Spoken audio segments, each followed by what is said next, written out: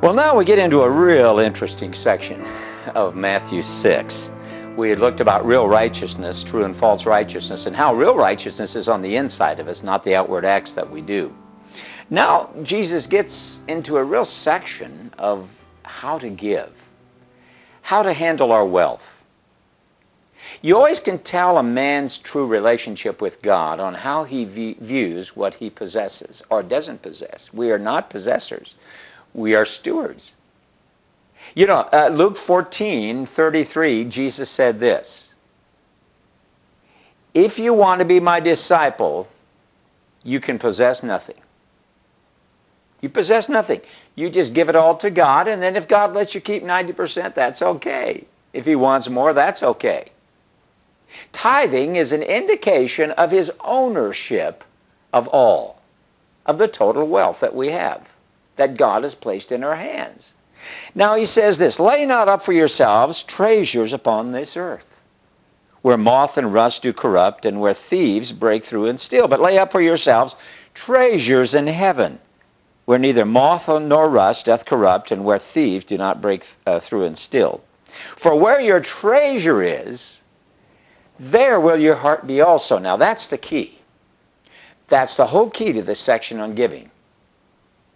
And later he talks about having a single mind. Don't have a double mind.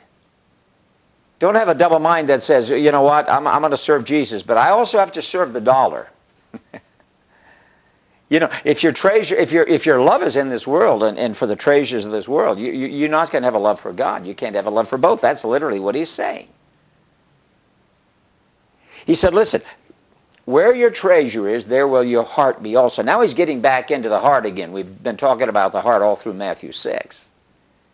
You really know if a person trusts God because he really gives.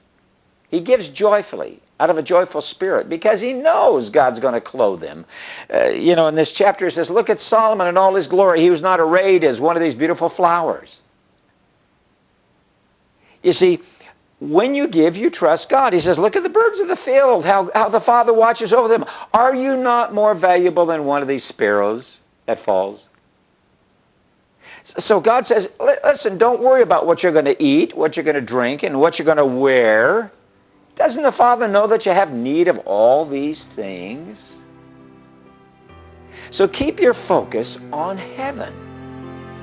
Give in such a way that you're storing up your treasures in heaven, not on this earth. Whatever's on this earth is going to go away. That's what Jesus said. Well, we could go on more into giving, and we will next time we talk, all right? God bless you. Have a wonderful day. Focus on him and heaven. God bless you.